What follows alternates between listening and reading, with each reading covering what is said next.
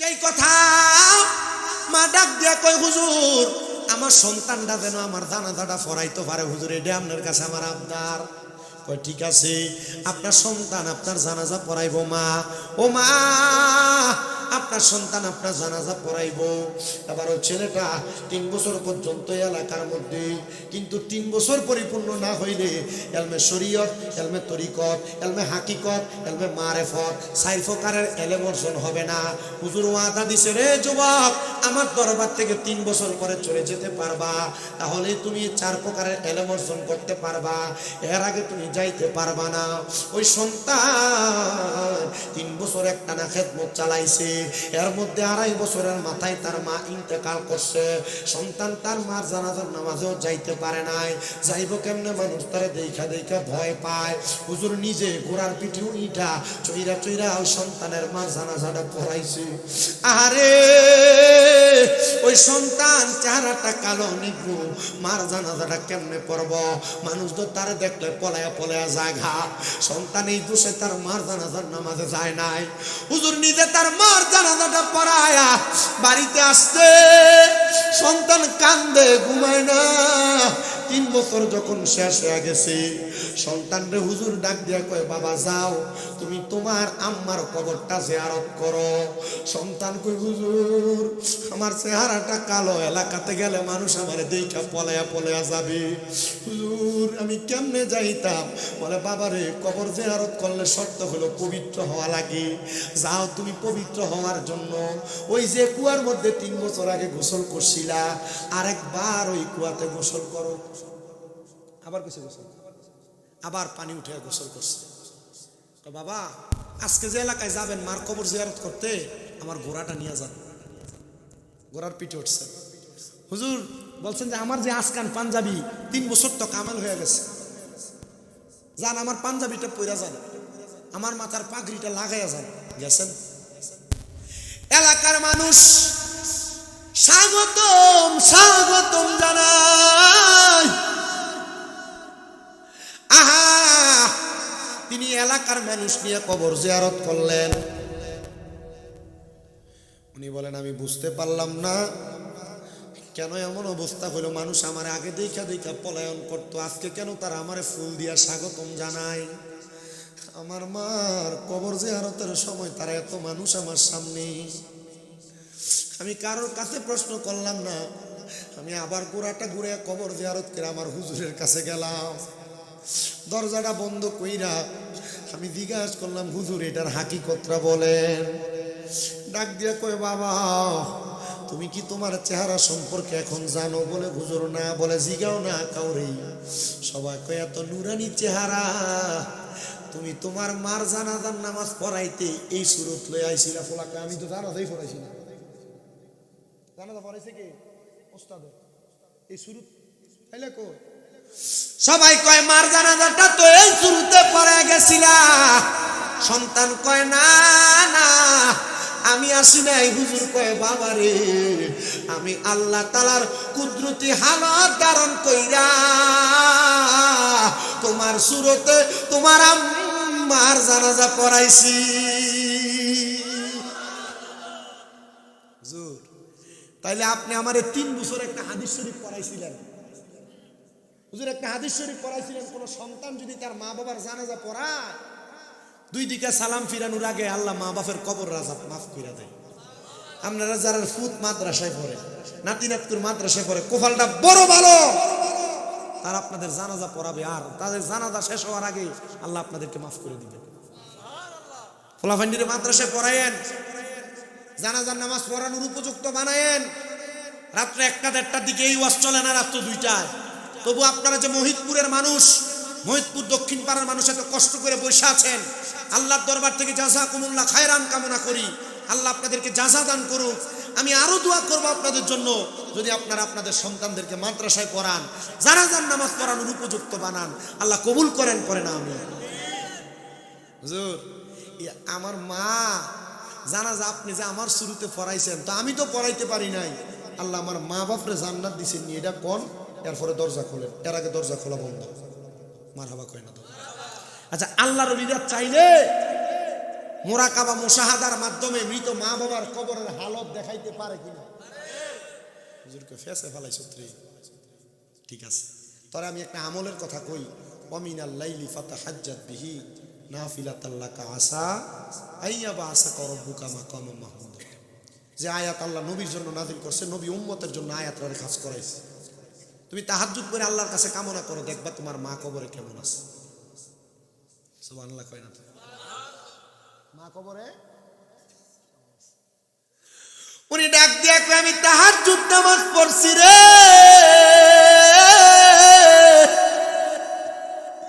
আমি নামাজ পড়া চক্ষু বন্ধ কইরা আমার মৃত মা, আমার মৃত আব্বার জন্য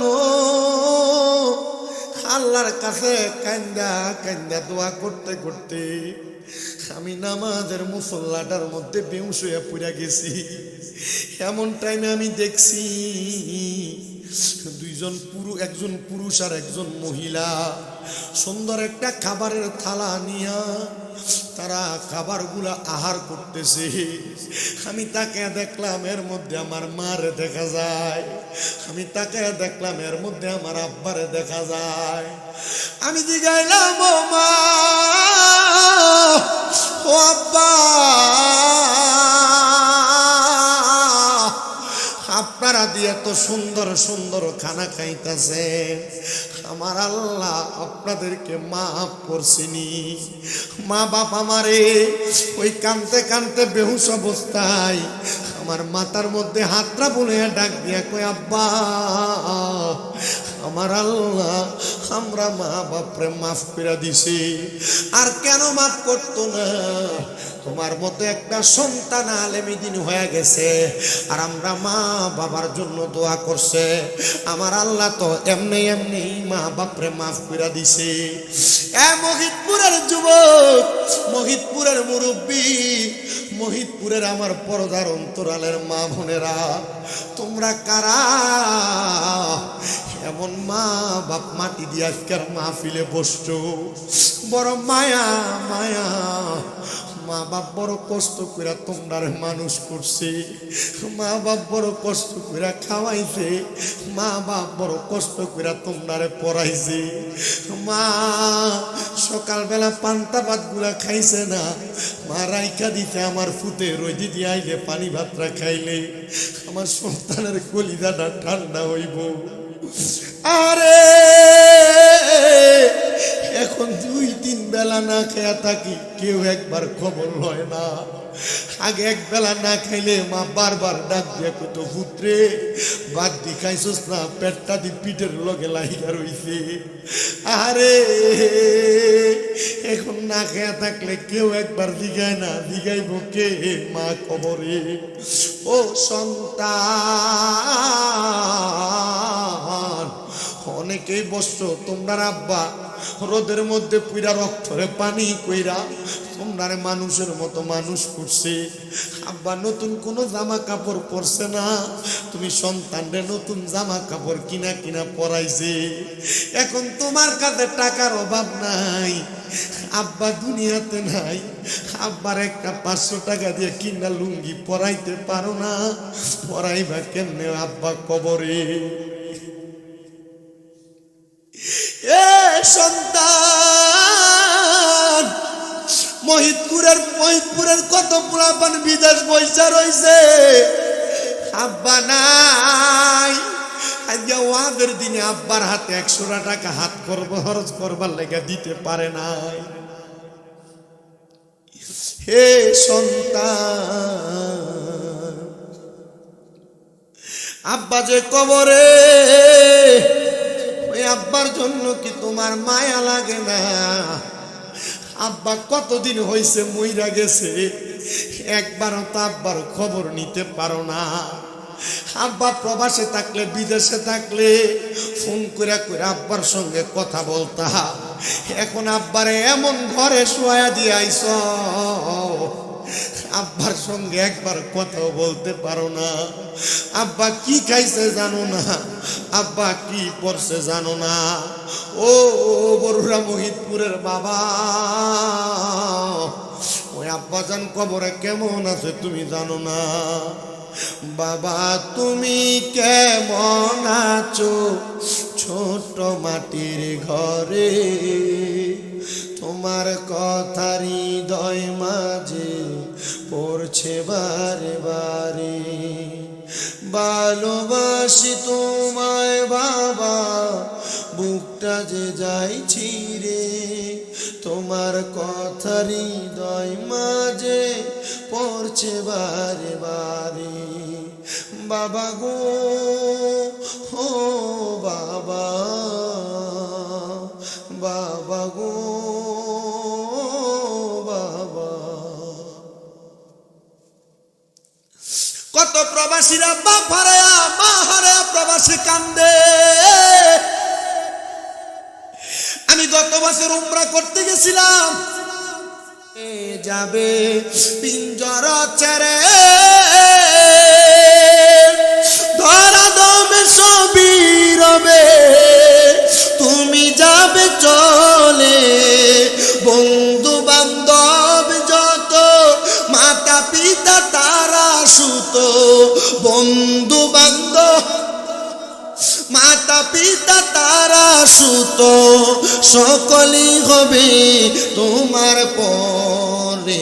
মন আমার কেন বান্ধ দালান ঘর রে, মন আমার কেন বান্ধ দালান ঘর। একদিন মাটির ভিতরে হবে ঘরে, মন আমার কেন বান্ধ দালান ঘর। দেহ তোমার চর্ম চর গলে পচে যাবে, শিরায় উপর শিরাগুলো ছিন্ন ভিন্ন হবে।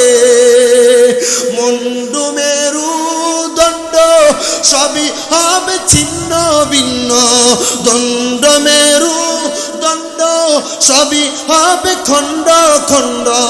পড়ে রবে মাটি রয় পরে, মন আমার কেন বান্ধ দালান ঘর রে, মন আমার কেন বান্ধ দালান ঘর।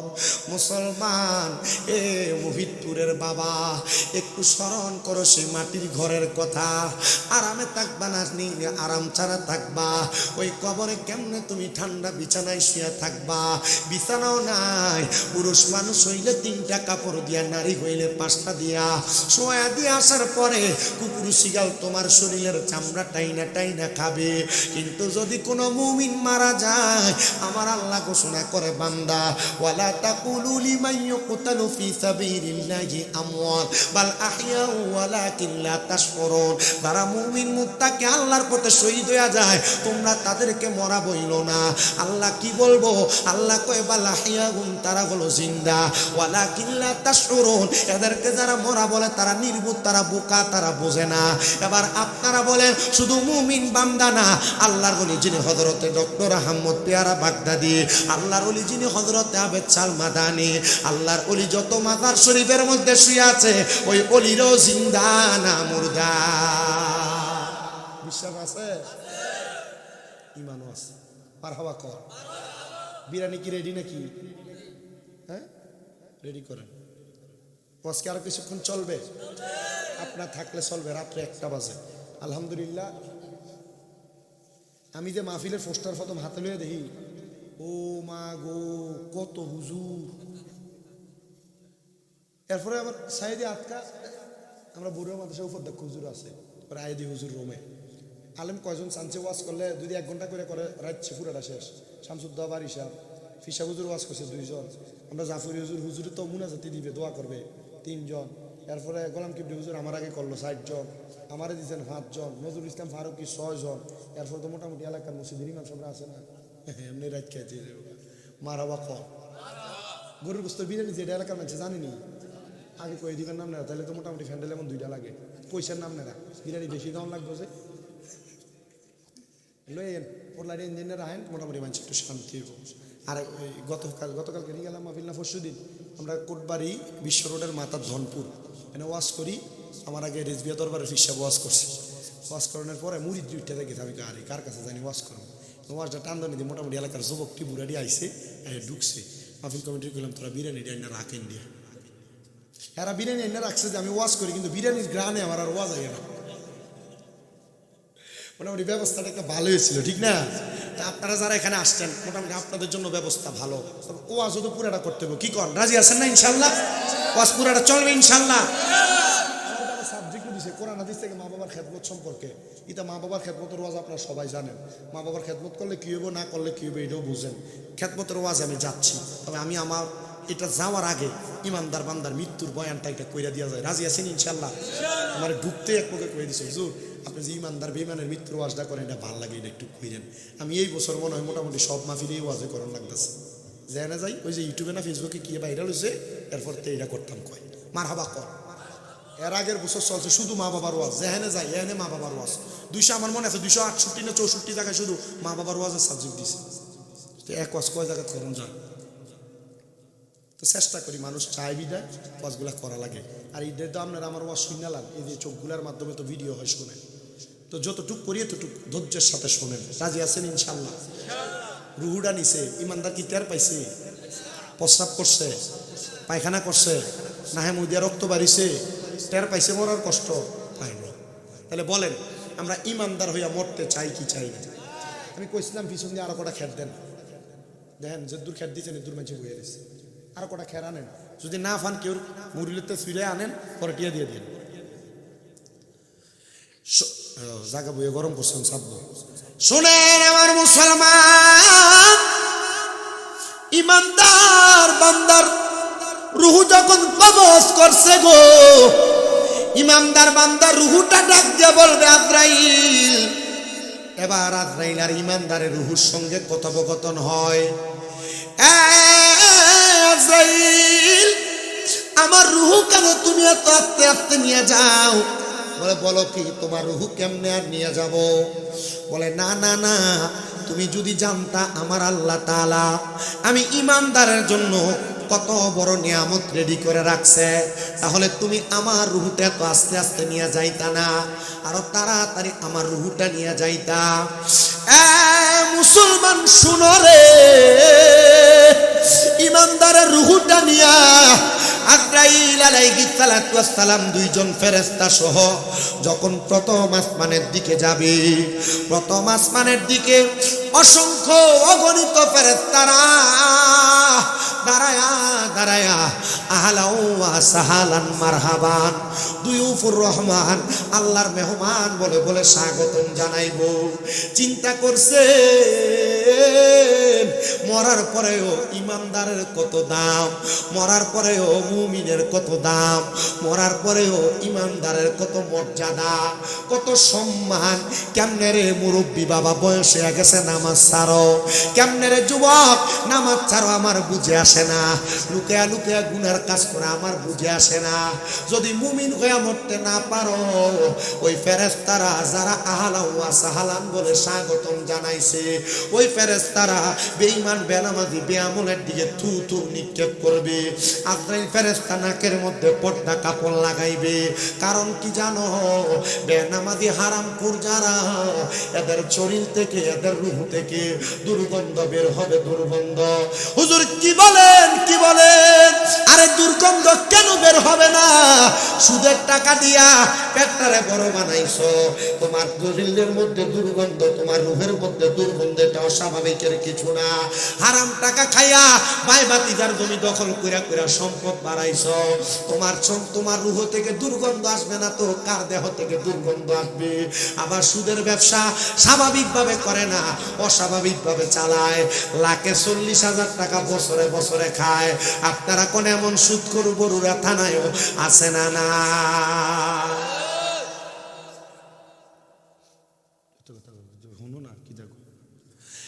আমার বেড়াইতে নিজে সুদে টাকা লাগায় না, এখন বাড়ি বাড়ি বেরিয়ে বইনের নাম দিয়া আমার বইনে চলতে পারে না, তাই আমার কাছে 50,000 টাকা দিছে। এমন বইনের নাম দিয়া ভাইয়ের নাম দিয়া সুদের উপর টাকা লাগায়। আপনারা কোন এমন বেরিয়ে তো মহিতপুর আসেনি? আপনি আছে কইলো আছে, না কইলো আছে, এইটা আমার আগে কইয়ে দিতেছে। বেরিয়ে সুদের ব্যবসা করে না, শুধু বেরিয়ে করে না সুদের ব্যবসা। শুনো, আরেকটা সুদ আছে বড় মারাত্মক সুদি। বলো হুজুর কেমনে? এলাকাতে মানুষ সুদ কইব, এটা কই যায় এই উঠিস না। গত বছর মুরাদনগর এক মাহফিলে সুদের ওয়াজ করতাম, লাগো না, যখন উঠতে গেছি গা, পরে কালেকশন হয়েছে কম। কালেকশন কম হনে আমি গেলাম, কালেকশন কম হয়েছে, তোমরা এলাকার মানুষ দান সুদকা করে না? হুজুর করে, যারা দান করবে এরা উঠতে গেছে, এক পিচ উঠতে কর, যেটি উঠতে গেছে হুজুর সুদের ওয়াজ করছে যে সব বিষ উঠত, এর লাগে উঠতে গেছে। এখন উঠতে যায়, ওয়াজটা কমন পড়ছে, ঠিক না? এলাকায় বেরিয়ে চুতকুর আছে না নাই? বেড়ায় চুতকুর আছে না নাই? কালকে সকালে মহিতপুর এলাকা গরম, যে ওয়াজ শামীম রাজা কইয়া দিয়া গেছে, এই ওয়াজ এলাকা গরম। সুদকুরটি কালকে মুখ দেখাইতে পারতো না, সাদরে বইয়া কত কইতে পারতো না। দেখবেন দোয়ানে বইয়া বইয়া লম্বা লম্বা কথা কয়, খায় সুদের টাকা। আপনারা কোন এমন সুদ করো সমাজে আসেনি? তারা জবাব দেন নাইও।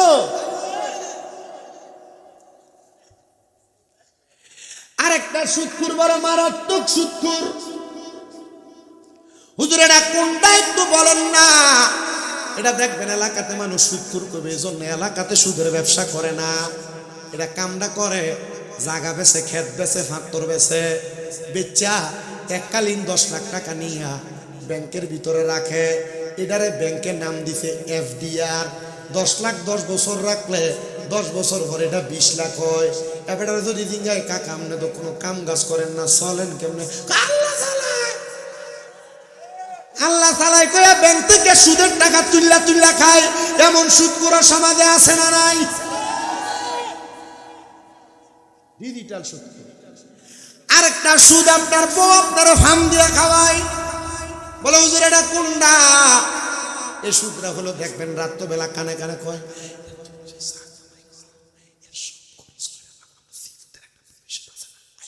আমরা একটা FDR করি, DPS করি, DPS। এই DPS এর নাম দিয়া সুদের টাকা খায়, এমনও বেড়াই এলাকায় আসেনি। জবাব জোরে দেয় না, তলে তলে অনেকে কইরা অভাব না। সুদখোর শুনো, হারাম করে না শুনো, যারা ঘুষ খাও, পরের হক মাইরা মাইরা খাও, শোনো। আমার নবী কয়, আমি নবী যখন মেরাজে গেলাম, আল্লাহ তাআলা আমি নবীরে 2টা নিদর্শন দেখাইছে, একটা জান্নাত আর একটা জাহান্নাম। আমি জাহান্নামে তাকানোর পরে আমি এক প্রকার জাহান্নামী দেখছি, যাদের পেটটা কাল বুয়ুতিন গড়ের মতো বড়। কি এর মতো? কাল বুয়ুতিন গড়ের মতো। আমি তাদের পেটটা দেখছি। সাহাবায়ে কেরাম কই, নবী এরা কারা কারা? আমার নবী কয়, এরা হলো দুনিয়ার হারাম খোরেরা, এরা হলো দুনিয়ার সুদখোরেরা। ভাই ভাতিজার জমি দখল করে খাওয়াইনারা। হাদিসে মুবারাকার মধ্যে দেখলাম গো, নবী কয় আমি রাহমাতুল লিল আলামিন, নবী ঘোষণা করে শোনো, ওই সুদখোরের পেটের মধ্যে বড় বড় কাল 2 শিংওয়ালা সাপ তাদের কলিজার মধ্যে বড় বড় করে এমন ভাবে কামড় দেয়, মনে হয় তাদের কলিজাটা একসাথে খায়া ফেলতেছে। এজন্য সবার কাছে আমার আবদার, হারাম খাইতে সাবধান, পরের হক মাইরা খাইতে সাবধান, জমি দখল করতে সাবধান, মানুষের খেতে গালা কাঁচাইতে সাবধান। আগে খেতের লাইলে দিয়া বেঙ্গারি দিয়া মাটি কেটে আনা যাইতো, ধানের ফুজা আডি বান্দা বান্দা আনা যাইতো, এখন আনা যায় না। খেতের গালা এমন কাঁচান কাঁচাইছে, হাতের বান হইয়া গেছে। আপনারা কোন এমন খেতের গালা কাঁচানের নামে ভূমিদস্যু সমাজের মধ্যে আছে না না?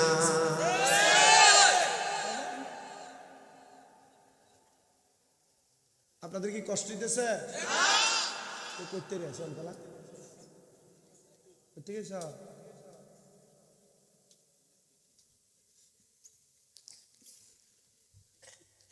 এই জন্য আমি সবার কাছে আবদার জানাই, পান বেচলে গুনাহ হবে, বড়ুরা বাজার বাসে বাসে একটা বুট বাদাম বেচতে গুনাহ হইব,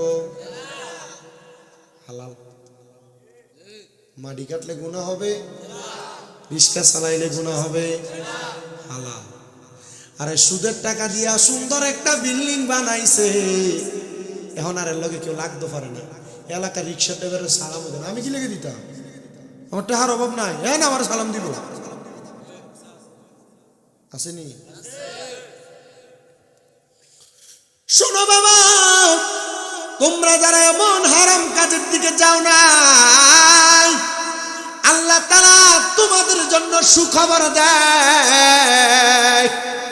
আহারে ও দুনিয়ার মুসলমান, এমন নিয়ামত আমার আল্লাহ দিব জানো, ওই নিয়ামতরা আমার আল্লাহ তাআলা ইমানদার মুত্তাকি বান্দাদেরকে দিব, হালাল খাবার খানেওয়ালা ইমানদারদেরকে দিব। ইমানদার বান্দাটারে কেমন ভাবে দিব শোনো, ওই বান্দাটা দুনিয়ার জমিনে থাকা অবস্থায় ওই বান্দা ইন্তেকালের পরে রূহ যখন আজরাইলে নিয়ে যাবে, আজরাইলে রূহটা নিয়ে যাওয়ার পরে সাহাবায়ে কারাম কান্দে আর কই নবী রূহটা নেওয়ার পরে বান্দাটারে কোন জায়গায় রাখবো, ঠিকানাটা একবার বলেন না। এবার আমার নবী কয় উম্মত ওই ঠিকানাটার নাম হলো জাযাউহুম ইনদা রাব্বিহিম জান্নাতু আদনিন তাজরি মিন তাহতিহাল আনহার, আল আনহারু খালিদিনা ফিহা আবাদা রাদিয়াল্লাহু আনহুম ওয়া রাদু আন যালিকা লিমান খাশিয়া রাব্বা। ওই পুরস্কারটা বড় সুন্দর। এই আয়াতের তাফসীর করলে আপনারা বুঝতে পারবেন, অনুবাদ করলে আপনারা বুঝতে পারবেন। আপনাদের যদি কষ্ট না হয় আমি আয়াতের ভঙ্গানুবাদটা করে শোনেন। আল্লাহ কয় শোনো, মুমিন বান্দা মুত্তাকি বান্দা কবরে যাওয়ার পর ওই বান্দার ঠিকানা হলো জাযাউহুম ইনদা রাব্বিহিম, আল্লাহর পক্ষ থেকে পুরস্কার জান্নাতু আদনিন, ওই পুরস্কারের নাম হলো জান্নাতুল আদন। আল্লাহ কেমন জান্নাত বলে তাজরি মিন তাহতিহাল আনহার, এত সুন্দর জান্নাত, ওই জান্নাতের নিচে দিয়ে একটা নহর প্রবাহিত হবে। ও আল্লাহ, ওই নহর প্রবাহিত হলা জান্নাতে আপনার বান্দা কতদিন কতদিন কতদিন থাকবে? আল্লাহ কয় খালিদিনা ফিহা আবাদা, বান্দা চিরস্থায়ী বাসিন্দা হইয়া থাকবে, ওই জান্নাত থেকে বের হতে চাইবে না। আল্লাহ গো, ওই জান্নাতে কারা থাকবে? কয় রাদিয়াল্লাহু আনহুম ওয়া রাদু আন, যারা আল্লাহরে খুশি করেছে এবং আমার আল্লাহর প্রতি খুশি হয়ে গেছে, তারাই ওই জান্নাতের মধ্যে থাকবে। যালিকা লিমান খাশিয়া রাব্বা, যারা দুনিয়াতে আল্লাহকে সব চাইতে বেশি ভয় করছে, এরাই ওই জান্নাতের মধ্যে থাকবে, ওই জান্নাতে থাকবে। এবার আপনারা বলেন, আল্লাহরে খুশি কইরা আল্লাহরে ভয় কইরা আমরা সেই জান্নাতে চাইতে চাই কি চাই না? ইনশাআল্লাহ। রাদিয়াল্লাহু আনহুম ওয়া রাদু আন, এখান থেকে ওয়াজ আমার সাবজেক্ট। আল্লাহরে খুশি করছে যারা, আল্লাহ খুশি হয়েছে যাদের উপরে, এদেরকেই ওই জান্নাতুল আদন দেওয়া হবে। আমি হাদিসে মুবারাকার সমিশ্রণে যাচাই করে দেখলাম নবী আমার শিখায় রাদার রাব্বি ফি রিদাল ওয়ালিদাইন, মা বাবার সন্তুষ্টিতে আমার আল্লাহ রাজি হয়, খুশি হয়, সন্তুষ্টি হয়, খুশি হয়। জোরে কইলেন না? সাখাতুর রাব্বি ফি সাখাতিল ওয়ালিদাইন, আম্মা আব্বার সন্তুষ্টিতে, আম্মা আব্বারে রাগান্বিত করলে, আম্মা আব্বারে অসন্তুষ্ট করলে আমার আল্লাহ অসন্তুষ্ট হয়। নামাজ পড়বা দাম নাই, রোজা রাখবা দাম নাই, হজ করবা দাম নাই, যাকাত দিবা দাম নাই, ইবাদত করবা, দান সদকা করবা, কোনো দাম নাই। মা বাবা নারাজ, আমার আল্লাহ নারাজ। মা বাবা খুশি, আল্লাহ খুশি।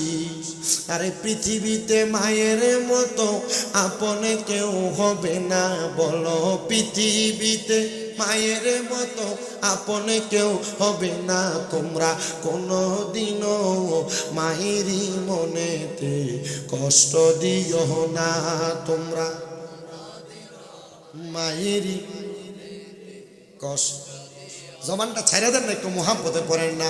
পৃথিবীতে মায়ের মতো আপনে কেউ হবে না, বলো পৃথিবীতে আপনে কেউ হবে না তোমরা কোনো দিনও মায়েরই মনেতে কষ্ট দিও না তোমরা কোনো দিনও মায়েরই মনেতে কষ্ট দিও না কত পাপী আছে যে মাকে কষ্ট দেয় মায়ের মনে কষ্ট দিয়ে অভিশাপ নেয় হায়রে মায়ের মনে কষ্ট দিলে কষ্ট পায় রাব্বানা বলেন বাবার মনে কষ্ট দিলে কষ্ট পায় রাব্বানা তোমরা কোনো দিনও মায়েরই মনেতে কষ্ট দিও না তোমরা কোনো দিনও মায়েরই মনেতে কষ্ট দিও না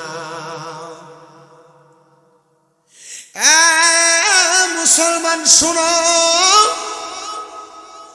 অন্তরের কানটা লাগে শুনো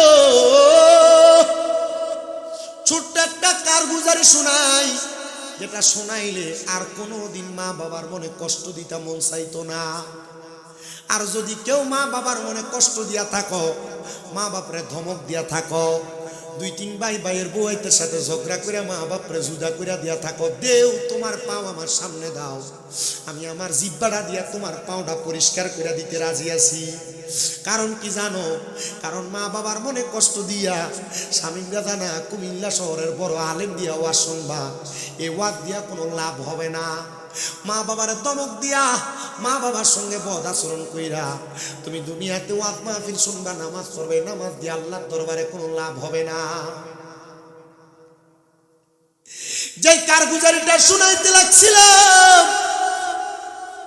হযরত মূসা কাযিম রাহমাতুল্লাহ আলাইহি শাম দেশে বসবাস করতেন বড় আলেম দামেস্কে যার বাড়ি শাম দেশে আগমন করেছিলেন আগমন করার পর হযরত মূসা কাযিমের এক অভ্যাস হলো তিনি প্রত্যেকদিন ফজরের নামাজ আদায় করার পরে ফজরের নামাজ আদায় কইরা হযরত মূসা কাযিম রাহমাতুল্লাহ আলাইহি উনি বসে থাকতেন অপেক্ষা করতেন সূর্য উদয় হওয়ার জন্য বেশি উপরের কোনো ক্লাস লাগবে না মাদ্রাসায় 9 10 যে হাদিসের কিতাবটা পড়া হয় ওই হাদিসের কিতাবের বাবু সালাত অধ্যায়ের মধ্যে তাকায় দেখবেন আল্লাহর নবীর নামাজের খাসিয়ত হলো নবী আমার ফজরের নামাজ পড়ে ততক্ষণ বিছানা ত্যাগ করতেন না নামাজের মুসল্লা ত্যাগ করতেন না যতক্ষণ সূর্য উদয় না হইতো সূর্য উদয় হওয়ার পরে আমার নবী 2 রাকাত নামাজ আদায় করতেন যেটাকে তাশতের নামাজ অথবা দোহার নামাজ বলা হয় ওই 2 রাকাত নামাজ পড়ে আমার নবী দোয়া করার পর তারপরে নামাজ ত্যাগ করতেন মুসল্লা ত্যাগ করতেন জোরে কোন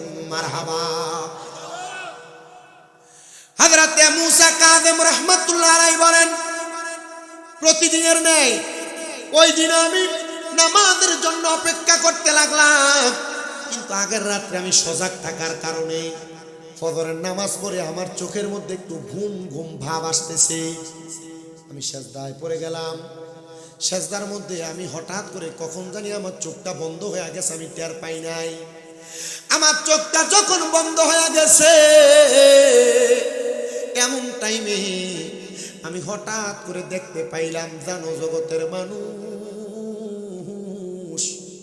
আমি দেখতে পাইলাম একজন আল্লাহর বান্দা হাউমাউ করে করে তার কবরে শুয়া শুয়া কান্নাকাটি করতেছে আমি জিজ্ঞাসা করলাম ও আল্লাহর বান্দা কেন হাউমাউ করে করে কবরে এভাবে কান্না করো বলে আমি কান্না করি অন্য কোনো কারণে না আমি স্বামী হিসেবে ব্যর্থ বাবা হিসেবেও ব্যর্থ কি বলেন স্বামী হিসেবেও ব্যর্থ বাবা হিসেবেও ব্যর্থ হ্যাঁ আপনারা যারা মুরব্বীরা আছেন যুবকেরা আছেন আপনারা যারা সন্তান জন্ম দিচ্ছেন আপনারা যারা আপনাদের স্ত্রীদেরকে এখনো পর্দা করাইতে পারেন নাই নামাজি বানাইতে পারেন নাই রোজাদার বানাইতে পারেন নাই আল্লাহর কসম আপনি স্বামী হিসেবে ব্যর্থ 2 নাম্বার আপনারা যারা সন্তান জন্ম দিচ্ছেন সন্তানকে নামাজি বানাইতে পারেন নাই কোরআন সুন্নাহওয়ালা বানাইতে পারেন নাই আপনারা বাবা হিসেবে ব্যর্থ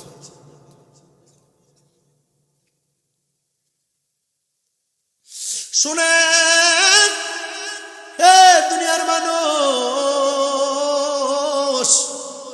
মূসা কাযিম বলেন আমি এমন একটা অবস্থা দেখা আমি জিজ্ঞাসা করলাম আপনার পরিবার কোথায় বাড়ি কোথায় আপনার ঘর কোথায় আমারে বলেন আমি আপনার তালাশ করি তিনি বলেন ও দুনিয়ার মানুষ আমারে উনি জবাব দিলেন আমার ঘর অমুক জায়গায় শাম দেশের মসজিদের পশ্চিম অঞ্চলে অথবা পূর্ব অঞ্চলে আমি মুসা কাযেম তালাশ করতে লাগলাম কোন জায়গায় এমন একজন ব্যক্তি, তার স্ত্রী এবং সন্তান আছে একজন। উনি তালাশ করতে করতে কোনো মানুষকে পাইলেন না। এমন টাইমে দেখলেন একটা টাকরা যুবক বয়সের মানুষ হাতের মধ্যে একটা নামাজের মুসল্লা নিয়ে আসছে। মানে যায় নামাজ আর কি, নামাজের মুসল্লা নিয়ে আসছে। ওই নামাজের মুসল্লাটা বিক্রি করার জন্য মুসা কাযেম নামাজের মুসল্লাটা বিক্রি করতে যখন আসছে, উনি বড় অবাক হয়ে গেলেন। আমার এলাকায় এত গরিব দরিদ্র মানুষ আছে যে নাকি নামাজের মুসল্লা বিক্রি করে দেয়। বাড়া জিনিস না খারাপ জিনিস? আমাদের মুসল্লা বিক্রি করা এত অভাবে পড়ছে যে আমাদের মুসল্লা বেচে খাওয়ান লাগবো। হযরত মুসা কাযেম বলেন, ওই ব্যক্তির সন্ধান না পাইয়া আমি নামাজের মুসল্লা যে ব্যক্তি বেচে তার 100 দিরহাম দিয়া আমি তার নামাজের মুসল্লাটা ক্রয় করলাম। তারা দেখলাম সে খুশি হয়ে 100 দিরহাম নিয়ে দৌড়ে চলে যায়। এমন দিকে গেছে যেদিকে শাম দেশের মদের দোকান, যেখানে মদ বেচা কিনা হয়। আমি মনে কিছু নিলাম না, আমি ওই চাদরটা নামাজের মুসল্লাটা হাতে নিয়ে পুরা শাম দেশের বড় মসজিদের ডাইনে বামে সামনে পেছনে তালাশ করতে লাগলাম। কে রে এলাকার মানুষ যাদের ঘরে এত অভাব, শাম দেশের এলাকার মধ্যে অভাবী মানুষ আছে, তাদের ঘর থেকে নামাজের মুসল্লা বিক্রি করে দেওয়া হয়েছে। এমন টাইমে আল্লাহর একজন আবেদা মহিলা, তিনি নামাজি মুত্তাকি ফরেজগার, তিনি ওনার ঘরের মধ্যে প্রবেশ করে দেখে ওনার ঘরের মধ্যে নামাজের মুসল্লা নাই নামাজ পড়ার জন্য। উনি চোখের পানি ফালায় ফালায় ঘরের দরজার মধ্যে বৈশা বৈশা কান্দে। হযরত মুসা কাযেম রাহমাতুল্লাহ আলাইহি বলে, আমি ওই মহিলার কাছে বললাম, মা আপনি কি সেই পরিবার যে পরিবার থেকে নামাজের মুসল্লাটা বিক্রি করে দেওয়া লাগছে শুধু একমাত্র আহার জোগাড় দেওয়ার জন্য? তিনি বলেন, হ্যাঁ হ্যাঁ আমি সে মহিলা। আপনি এই চাদরটা কই পাইলেন, নামাজের মুসল্লাটা কই পাইলেন? তিনি বলেন, একজন সুন্দর যুবকের কাছ থেকে নিছি ক্রয় কইরা। মহিলাটা কান্না করে আর ডাক দিয়া কয়, ও শাম দেশের আলেম, দামেস্ক থেকে আগন্ত মেহমান, এই নামাজের মুসল্লাটা আমার স্বামী আমার বিবাহের সময় মোহরানা দিছিল, একটা কোরআন শরীফ আমারে মোহরানা দিছিল। হুজুর আমার গর্ভ থেকে এমন একটা নালতের সন্তান জন্ম নিছে, এমন একটা অপয়া সন্তান জন্ম নিছে, যে সন্তানটা আমার ঘরের কোনো কিছু বাদ রাখে নাই, সব বেচা দিছে শুধু একমাত্র নেশা করার জন্য। হুজুর গোসল কইরা জোহরের নামাজ আদায় করার জন্য ঢুইকা দেখি আমার নামাজ পড়ার যে মুসল্লাটা, ওই আমি যেই কথা বলতেছিলাম,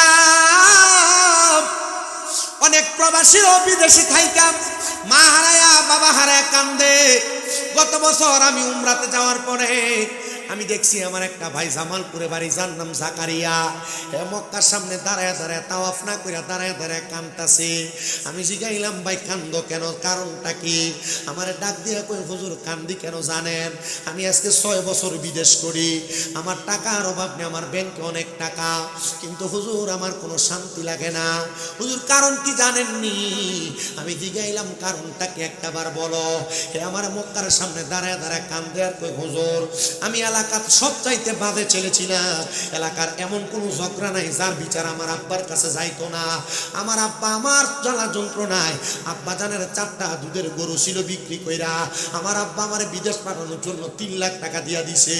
হুজুর ভিসা যখন সাবমিট হয়ে গেছে, কনফার্ম হয়ে গেছে, আমার বিমানের টিকেটের জন্য আমার আম্মা জান ওনার গলার সিনটা বিক্রি করে দিছে। বিক্রি কইরা আমার আম্মা জান আমারে বিদেশ পাঠানোর ব্যবস্থা করছে। আমার আব্বা জান যাওয়ার সময় আমারে চলার জন্য কিছু টাকা দিব। আমার আব্বা কোরবান দেওয়ার জন্য ছোট একটা গরু রাখছে।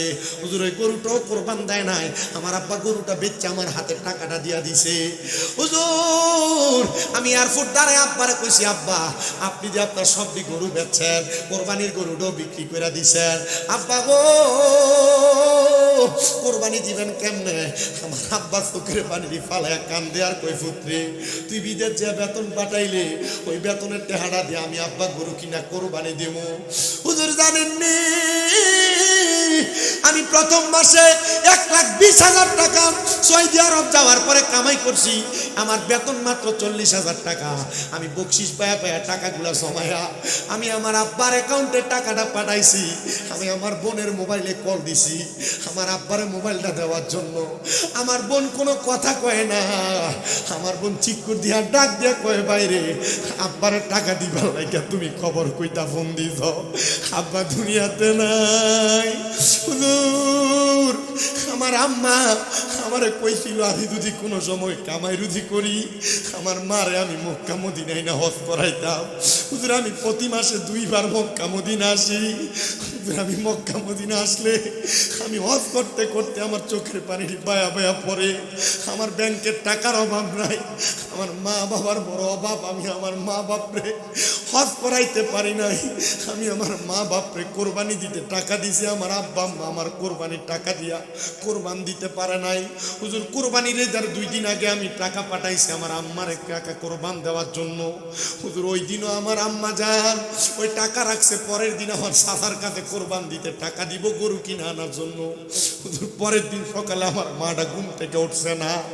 চিন্তা করে দেখছেননি এমন অনেক প্রবাসীরা বিদেশে মা বাপরে কবরের তলে দিয়া তারা টাকা কামাই করে, তার আর মনে কোনো শান্তি নাই। কোটি টাকা কামাই করতে পারবা, মা বাবার মনে কষ্ট দিবা, কোনো শান্তি পাইবা না। এখনো সুযোগ আছে, মা বাবার মনে কষ্ট দিও না। আম্মা আব্বার খেদমত করো, টাকা পয়সা মা বাবার কাছে দাও। ও সন্তান, আমার আম্মা অসুস্থ হওয়ার পর আমি হিসাব করে দেখি প্রায় 7.5 লাখ টাকার উপরে আমার খরচ। আমি ডাক্তারের কাছে যেদিন সর্বশেষ গেছি আমি কইছি, ডাক্তার সাহেব পারলে 10-15 লাখ টাকা নিয়ে যান, আমার মাটা যেন পরবর্তীতে হাঁটতে পারে এমন ব্যবস্থা করেন। আমার মাথায় হাতটা বুলে কই, শামীম সাহেব টাকা দিলে তো মানুষ সুস্থ হয়ে যায় না। আমি ওই দিনই নিয়ত করছি, আল্লাহ এই টাকাটা আমি আমার আম্মা আব্বা ছোট ভাইয়ের জন্য রাইখা দিলাম। আল্লাহ যেদিন আমার আম্মারে দেখলাম আমার আম্মা স্ট্যাচার ছাড়া সুন্দর করে হাঁটতে পারে, ওই দিনে আমি আমার আম্মা আব্বার লইয়া মক্কা মদিনা যেয়ে হজ করতে যাবো। ও সন্তান, তোমরা যারা তোমাদের মা বাবারে হজ করাও না, চিন্তা করো আব্বা জমি বেচা হজে গেলে আমার বাগে একটু কম পড়ব। আরে তোমার মতো বোকা পৃথিবীতে আর কেউ নাই। ক্ষেতের দিয়ে একটু বেচা আব্বাটারে হজে পাঠাও, আম্মাটারে হজে পাঠাও। যদি বড় হজ না পারো উমরা হজে হইলো পাঠাও। আব্বা আম্মা যদি কাবা শরীফের গিলাফটা ধরে দোয়া করে আসে, নিজাবের রহমত ধরে দোয়া করে আসে, নবীর রওজার সামনে দাঁড়ায় দাঁড়ায় দোয়া করে আসে, কি সম্পদ বেচছ, এর চাইতে বেশি সম্পদের মালিক আমার আল্লাহ বানাইবো। সবার কাছে আপনার জানাই, ওই মা বাপরে খুশি রাখো, আল্লাহ খুশি হয়ে যাবে। আর মা বাপরে যদি বেজার করো আল্লাহ বেজার হয়ে যাবে। এই জন্য আমি আমার মহিদপুর দক্ষিণ পাড়া বাদশামিয়া বাড়ির প্রবাসীদের উদ্যোগে কবরবাসীর স্মরণে ৪র্থতম মাহফিলে যারা টাকা দিয়া, পয়সা দিয়া, শ্রম দিয়া, বুদ্ধি দিয়া, পরামর্শ দিয়া, মাইক দিয়া, লাইট দিয়া, প্যান্ডেল দিয়া এবং তাবারুকের জন্য যারা টাকা পয়সা দিয়া উপস্থিত হইয়া প্রবাস থেকে যারা শরীক হইছে, আমি সবার কাছে একটাই আবেদন করব, দুনিয়ার সব থাকবে একদিকে, মা বাপ থাকবে একদিকে। মা বাবারে কষ্ট দিয়া কোনো কাজ করা যাবে না। হজ করবা কাম হবে না, নামাজ পড়বা কাজ হবে না। এই জন্য তোমার হজ আর নামাজ, রোজা, ইবাদত সব তোমার মা বাবার কদমের কাছে। এদেরকে খুশি রাইখা নামাজ পড়ো, হজ করো, যাকাত দাও, সব তোমার কবুল হবে। এবার আপনারা বলেন, এমন আম্মা আব্বার খেদমত কইরা দুনিয়া এবং আখিরাতে আমরা সফল কাম হইতে চাই কি চাই না? আমার মুসলমান ইমানদার, আপনারা আমার একটা কথার জবাব দিবেন। আজকে যে এত সুন্দর করে বাদশা মিয়ার বাড়ির প্রবাসীদের উদ্যোগে এই জান্নাতের বাগান মাহফিলটা সাজানো হইল, এত সুন্দর আয়োজন, আপনারা যারা যারা সন্ধ্যা থেকে এখন পর্যন্ত উলামায়ে কেরামের জবানের বাণী শুনেছেন, বয়ান শ্রবণ করেছেন, আজকের মাহফিলে এসেছেন, আপনারা বলেন এটা কি জান্নাত পাওয়ার জন্য না জাহান্নাম পাওয়ার জন্য? অবশ্যই অবশ্যই এটা জান্নাত পাওয়ার জন্য। আমি দেখতেছি কেউ আমার কথার জবাব দেয়, কেউ কথার জবাব দেয় না, চুপ করে স্তব্ধভাবে আমার বয়ানটা শ্রবণ করতেছেন। আমি চেষ্টা করব আপনাদেরকে বয়ানটা মনোযোগের সাথে শোনানোর জন্য। যেহেতু জান্নাত পাওয়ার জন্য আমি আপনাদের কাছে আল্লাহ তাআলার কোরআন কারীম থেকে 2টা আয়াতে কারিমা তেলাওয়াত করেছি। ওই 2টা আয়াতে কারিমার উপর যদি আমি আপনাদের কাছে কথা বলি, আমি বিশ্বাস রাখি অন্তরের মধ্যে এই কথাগুলা মাইনা আমল করার কারণে আমার আল্লাহ তাআলা আপনাকে এবং আমাকে, পৃথিবীর যত মানুষ কথাগুলা সোশ্যাল মিডিয়ার মাধ্যমে শুনবে, প্রত্যেকটা মানুষকে আমার আল্লাহ তাআলা জান্নাতের আলা মুকাম নসিব করবে। এবার আপনারা বলেন, এই জান্নাতের বাগান মাহফিলের মধ্যে আসা বসা আল্লাহ তাআলা চাইলে এই মাহফিলের উসিলায় আমাদেরকে জান্নাত দিতে পারে, এই বিশ্বাস কার কার আছে? ডান হাত তুলে আমার আল্লাহরে দেখান। একটা তাকবীর হবে, তাকবীরের আওয়াজের নমুনায় বোঝা যাবে ওয়াজ কতটুক চলবে। জবানটা খুলে মুহাব্বতে হাবিব একটা তাকবীর দাও।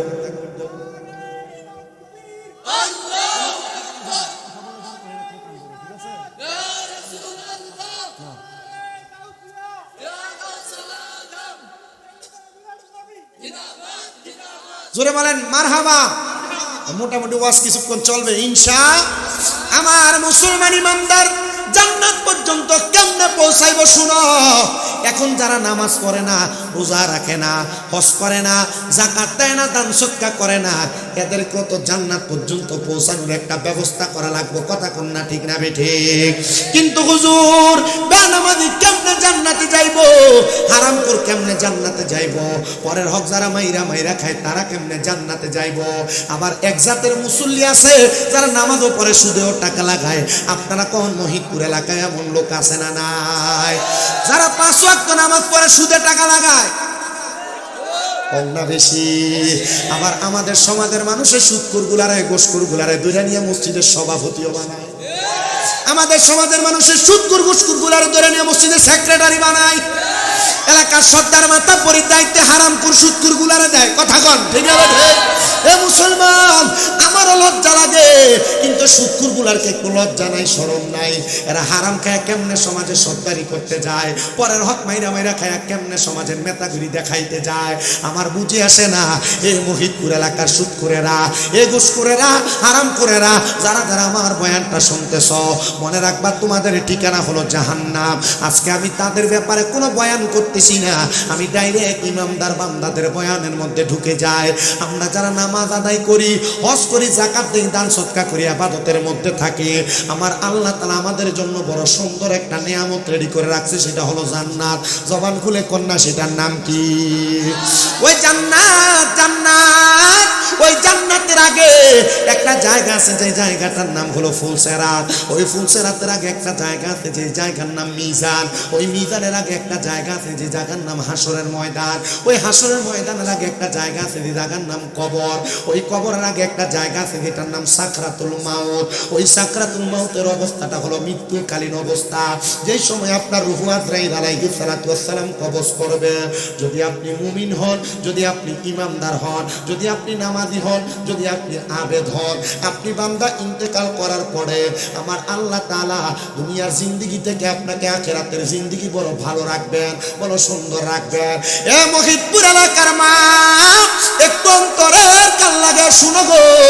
আমি আজকে তোমাদের জন্য আমি দাওয়াত দিয়া যায়, তবে তাদের জন্য আমার দাওয়াত না যারা স্বামীর আদেশ মানে না, যারা স্বামীকে তুই তুকারি করে কথা বলে, যারা স্বামীরে গজব দেয়, যারা স্বামীর অবাধ্য মহিলা, স্বামীর অনুমতি যারা ঘর থেকে বাইর হয়।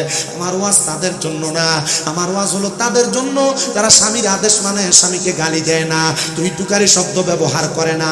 আমার ওয়াজটা আজকে শুধু তাদের জন্য। ও মুমিন, ও নামাজি, ও আবেদ, ও মুসলে, ও সালেহ, ও এলাকার পর্দার অন্তরালের পর্দানুশীলী মা বোনেরা, তোমরা শোনো শোনো শোনো গো।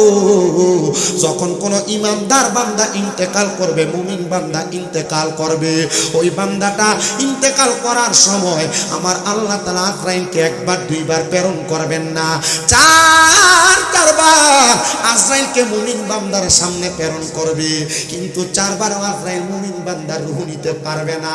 দেখছেন নি গো মুমিন বান্দার কত পাওয়ার, কত ক্ষমতা, কত পাওয়ার, কত ক্ষমতা। ওই মুমিন বান্দার কাছে আজরাইল আলাইহিস সালাম 4 বার আগমন করার পরে আমার আল্লাহ তাআলা 2টা রহমতের ফেরেশতা প্রেরণ করবে। ওই 2টা ফেরেশতা যখন মুমিন বান্দার সামনে আসবে, মুমিন বান্দার চেহারাটা হাস্যোজ্জ্বল হয়ে যাবে, বড় নূরানি হয়ে যাবে। ওই ফেরেশতারা যখন মুমিন বান্দার সামনে মেশক আম্বরের সুন্দর সুঘ্রাণ ছড়ায়া দিবে, ওই সুঘ্রাণ ছড়ানোর পরে আজরাইল আলাইহিস সালাম মুমিন বান্দার সর্বপ্রথম বুক মুবকটা বরাবর একটা থাবা দিবে। হায় রে, ওই বুকের মধ্য থেকে মুমিন বান্দার একটা জবাব দেওয়া হবে। দুইটা ফেরেশতা বাধা হয়ে দাঁড়ায়া যাবে। দুইটা ফেরেশতা ডাক দিয়ে বলবে, আজরাইল শুনো, শুনো রে, মুমিন বান্দার বুক দিয়া তুমি রুহু কবজ করতে পারবা না। বলে কারণ কি? কারণ কি? বলে মুমিন বান্দার বুকের মধ্যে আল্লাহ এবং তার রাসূলের মোহাব্বত আছে। আপনারা বলেন মুসলমান, এই মাহফিলে তো আমরা আসলাম আল্লাহ এবং রাসূলকে খুশি করার জন্য। যারা যারা এখানে বসেছেন, অনেকে আছেন শাহপুর দরবারের বায়াত, অনেকে আছেন আপনারা কালিয়াপুর দরবারের বায়াত, অনেকে আছেন আপনারা আবেচাল মাদানির দরবারের বায়াত, অনেকে আছেন আপনারা চিটাঙের হুজুরের বায়াত। কথা কন না ঠিক না বেঠে? মুসলমান শুনো, সব পীর মুর্শিদের হাতে হাত দাও একটাই মাত্র কারণ, কারণ হলো আল্লাহ এবং তার রাসূলকে খুশি করা। কথা কন না ঠিক না বেঠে? ওই আল্লাহ এবং রাসূলের সন্তুষ্টির জন্য কোনো বান্দা যখন কাজ করে, আজরাইল ওই বান্দার রূহটা বুক দিয়ে কবজ করতে পারে না। বুকের মধ্য থেকে জবাব দেয় আজরাইল, বান্দার বুকের মধ্যে আল্লাহ নবীর ভালোবাসা মোহাব্বত আছে, এই জন্য বান্দার বুক দিয়ে রূহ কবজ করতে পারবা না। এবার আজরাইল ফিরে যাবে না, আবার আগমন করবে। বান্দার সবচাইতে আকর্ষণীয় জায়গা, বান্দার কপাল বরাবর, চেহারা বরাবর হামলা করবে। বান্দার রূহটা নেওয়ার জন্য বান্দার কপালের মধ্য থেকে দুইটা ফেরেশতা বাধা দিবে। এ মালাকুল মউত আজরাইল, আপনি তো বান্দার রূহ কবজ করার জন্য আগমন করেছেন, এখন বান্দার রূহটা কবজ করতে পারবেন না। কারণ কি রে? কারণ কি? বলে মুমিন বান্দা কেমনে রূহ কবজ করবা?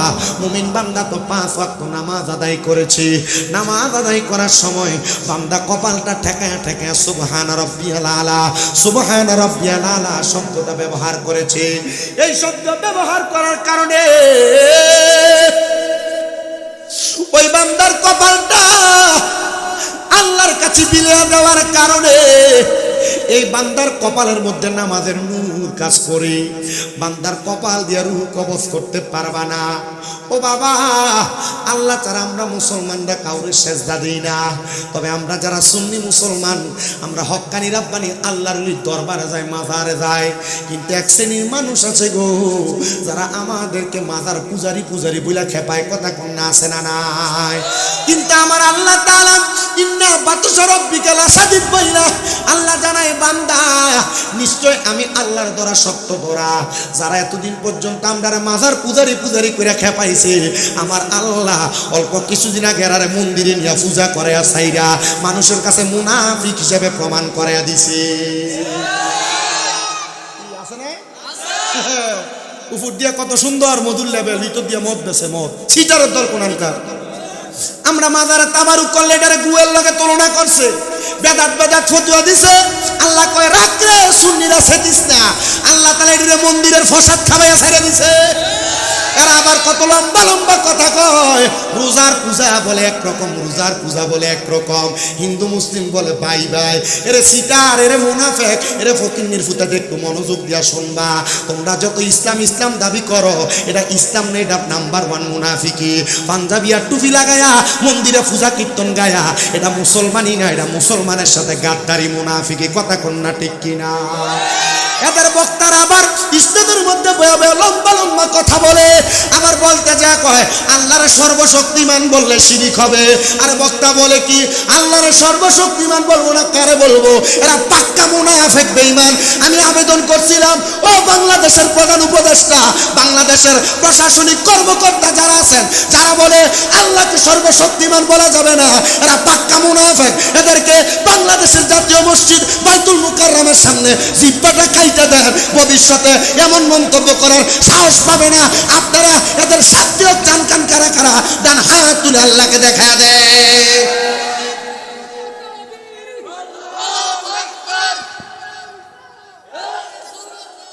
আরে বলে কি, নবীর স্ত্রী মা খাদিজাতুল কুবরা বলে কোনোদিন নামাজই পড়ে না। এ বলে নবীর স্ত্রী মা খাদিজা বলে কোনোদিন রোজাই রাখে না। নবীর স্ত্রী মা খাদিজা বলে কোনোদিন পর্দাই করে নাই। আরে যে বক্তাগুলো বলে না মুনাফিক, এদের জবান থেকে কোরআন সুন্নাহর প্রচার হবে দূরের কথা, এদের জবান দ্বারা যে কথা বের হয়, এই কথার দ্বারা মুসলমান লাঞ্ছিত হবে, ইসলাম ধর্ম বিধর্মীদের কাছে একটা অপধর্ম হিসেবে প্রসারিত হবে। আমরা চাই না এমন বক্তা কথা বলুক। কথা কন না ঠিক না বেঠি? তবে সাবধান, যারা মাজারে উরুস মুবারকের নাম দিয়ে বেরিয়ে দিয়ে গান করে, আমরা তার পক্ষে নই। আবুল সরকার কইছিল আল্লাহ এক মুখে এত কথা বলে, আল্লাহর গোয়া কোনটা আর মাথা কোনটা খুঁজে পায় না। আমি বারবার বাংলাদেশের উপদেষ্টাদের কাছে আবেদন জানাইছি, আবুল সরকার এই কথা বলে নাই শুধু, সে বলছে কোরআনুল কারীম আল্লাহ বলছে বলে আউযু বিরাব্বিন নাস মালিকিন নাস ইলাহিন নাস মিন শাররিল ওয়াসওয়াসিল খান্নাস আল্লাযী ইউওয়াসউইসু ফি সুদুরিন নাস। আল্লাহ বলে কোরআনের সূরা নাসের সব জায়গায় নাসার কথা বলছে। আমি বলছি আবুল সরকার কোরআনুল কারীমের সূরা নাসকে ব্যঙ্গচিত্র করেছে, এটারও জিহ্বা কাটেন দরকার আছে না? তবে কইছে আবুল সরকার তো মূর্খ মানুষ, কোরআন হাদিস বুঝে না, এটা জিহ্বাটা কারণ আগে যে বক্তা কইছে আল্লাহর হাবিব সাল্লাল্লাহু আলাইহি সাল্লামের স্ত্রী কোনোদিন নামাজ রোজা করছে না, এই বক্তার জিহ্বাটা আগে কাটতে হবে। কথা কন না কেন? কষ্ট হয় আপনারা? বলে হুজুর কষ্ট হয় না, শুনতে ভালোই লাগে, আমনে কইলেও ভাল লাগে, হিতা কইলেও ভাল লাগে। হুজুর চিন্তাম কোনটারে? আল্লাহর নবী হাদিসে মুবারাকায় কয় উলামা হুম শাররুম মান তাহতা আদামিস সামাই, জমিনের মধ্যে কিয়ামতের আগে সবচেয়ে নিকৃষ্ট হইব ওই আলেমরা। নবী তারা কারা? কয় যারা নবীর আল্লাহকে বলতেছে আল্লাহ সর্বশক্তিমান। মেয়েরা আপনি সব মোল্লারা দেখলে একবারে মানে মোটামুটি আদর যত্ন করলে লাভ হইব না। মোল্লা লেবাসুল মুমিনিন কুলুবুল কাফিরিন, মোল্লার উপর দিয়া সব ঠিক, আমার দেখলে পাগল হয়ে যাবেন আপনি। আমি যদি একটা উল্টাপাল্টা কথা বলি আপনি আমার কথা মানবেন? আমি যদি 10টা উল্টাপাল্টা কথা বলি সব বর্জন করবেন, একটা বালা করলে এটা মানবেন, আমার 10টা বাদ কথা বাদ রাখবেন। কথা কন না কেন? আমিও যদি কখনো ভুল বলি আমার কথার বিরোধিতা করবেন, অসুবিধা আছে নাকি? আমি 2বার 3বার উল্টাপাল্টা কথা ইউটিউবে আসতে আমি মাপ চাই নাই, এরা মাপ চাইতে এরা শরম লাগে, উল্টা এদের পক্ষের বক্তারা এদের পক্ষে দালালি করে, দালাল মুনাফিক বেঈমান। আল্লাহ এদের থেকে আমাদেরকে হেফাজত করে। একটা ঈদ দাও না, কেন ঘুমানোর লেগে আসো নাকি?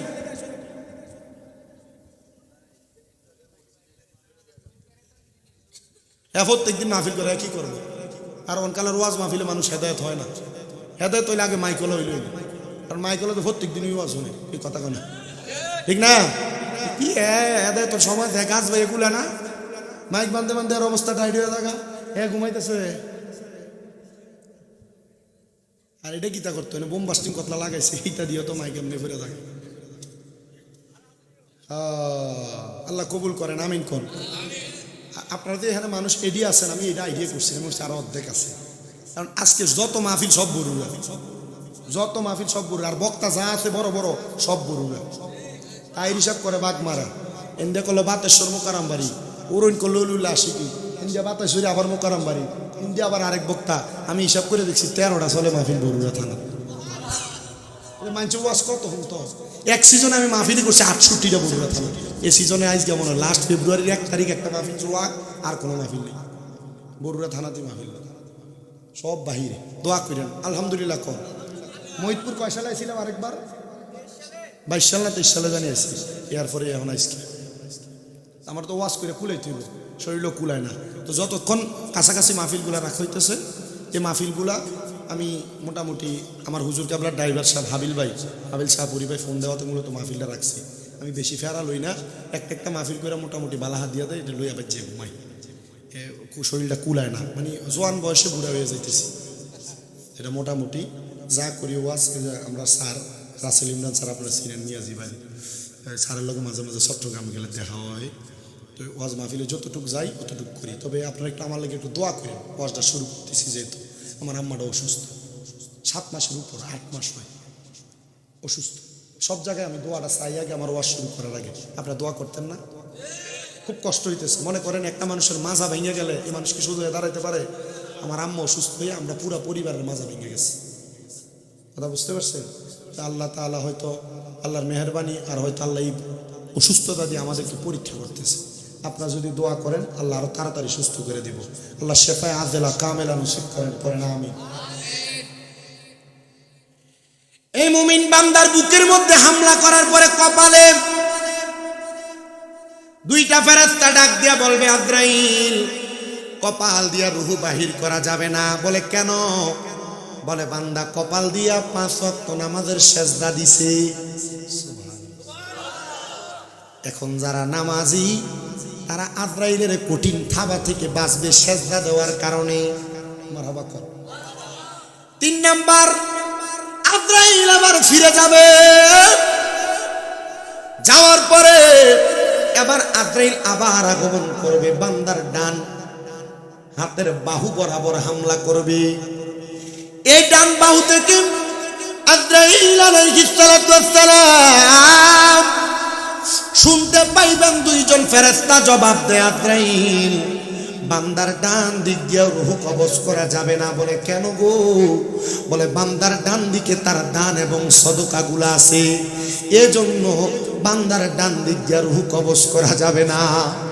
এবার বান্দার বাম দিক দিয়ে হামলা করবে গো, বাম দিক থেকে জবাব আসবে আজরাইল এই বান্দার বাম দিক দিয়ে রূহ কবজ করা যাবে না।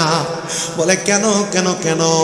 বান্দার বাম দিকে তার মা বাবার খেদমত বিরাজমান, এজন্য বান্দার বাম দিক দিয়ে রূহ কবজ করতে পারবা না। আজরাইল আলাইহিস সালাতু ওয়াস সালাম দাঁড়ায় থাকবেন বিরাজমান। আমার আল্লাহ তাআলার হুকুম আজরাইলকে করবেন, আজরাইল শোনো শোনো শোনো, আজরাইল শোনো রে, অল্প কিছুক্ষণ পরে এই বান্দা মুমিন, নামাজি, মুত্তাকি, দান সদকাকারী, মা বাবার খেদমতকারী হওয়ার কারণে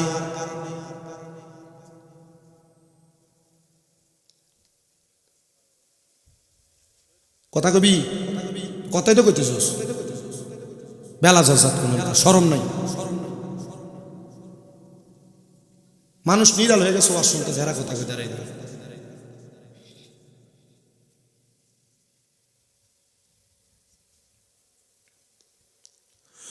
মুমিন বান্দার রূহ নেওয়ার জন্য আজরাইল দাঁড়িয়ে থাকবে। আজরাইলকে দাঁড় করায় রাখবে এমন ক্ষমতাবান কি দুনিয়াতে কেউ আছে নাকি?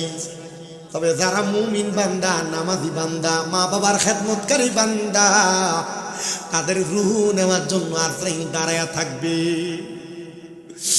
ইমানদার মুমিন বান্দা ইন্তেকাল করার সময় কালিমা পড়বে, ওই বান্দাটা কালিমা যখন পড়বে গো, আজরাইল আলাইহিস সালাতু ওয়াস সালাম বান্দার রূহটা হরণ করে নিয়ে যাবে। ও মহিদপুরের বাবা, তোমার এলাকার কত মানুষ মারা যায়, মারা যাওয়ার সময় বিছানাতে প্রস্রাব পায়খানা করে দেয়। কত মানুষ মারা যায়, মারা যাওয়ার সময় জিহ্বায় কামড় দিয়া দেয়। কত মানুষ মারা যায় চোখ উল্টে দেয়। কত মানুষ মারা যায় নাকে মুখে দিয়া রক্ত বাইর করে দেয়। নবী, এমন কষ্ট যদি আপনার উম্মত পায়, আপনার উম্মত তো ঈমানি হালতে মরতে পারবে না। নবী আমার কয় না রে না, ওই সময় তো আজরাইলের ভয়ঙ্কর চেহারা দেখা বেঈমান বেআমল বান্দা বিছানাতে প্রস্রাব পায়খানা করে দেয়, জিহ্বায় কামড় দিয়া দেয়, নাকে মুখে রক্ত ছাইরা দেয়। কিন্তু কোনো মুমিন বান্দা ইন্তেকালের সময় সাকরাতুল মাউতের বিছানায় এমন অবস্থা হবে না। কেন কেন গো? কারণ মুমিন বান্দা ইন্তেকালের সময় কালেমা পড়বে। ওই যে দুইজন ফেরেশতা মুমিন বান্দার কাছে আসছে, ওই দুইজন ফেরেশতা মুমিন বান্দার নাকের কাছে মেশক আম্বরের সুঘ্রাণ ছড়াইয়া দিবে। বান্দা যখন চক্ষুটা খুলবে, বান্দার সামনে একটা জান্নাতি তুফা আপেল ধরে রাখা হবে। ওই বান্দা যখন কালিমা পড়বে, লা ইলাহা ইল্লাল্লাহু মুহাম্মাদুর রাসূলুল্লাহ সাল্লাল্লাহু আলাইহি ওয়াসাল্লাম, ওই কালিমাটা যখন পড়বে, মুখ দিয়ে যে বাতাসটা বের হবে গো, তখন বান্দার রূহটা হরণ করে নিয়ে যাওয়া হবে। আরে ওই বান্দার রূহটা যখন নিবে, সাহাবায়ে কেরাম আমার নবীর মজলিসে বসা কান্না করে আর ডাক দিয়ে কই, নবী তখন কি আপনার উম্মতের কোনো কষ্ট হবে না? নবী কয় না না, একটা ছোট বাচ্চা দুধের জন্য হাজারি করলে, কান্নাকাটি করলে, মা জননী যেমন ভাবে মুখের মধ্যে দুগ্ধ দিয়া মাথার মধ্যে হাতটা বুলাইয়া দেয়, ছোট বাচ্চা যেমন আরামে ঘুমায়া যায়, ইমানদার বান্দা তেমন আরামে ঘুমায়া যাবে, মরণের কষ্ট টের পাবে না।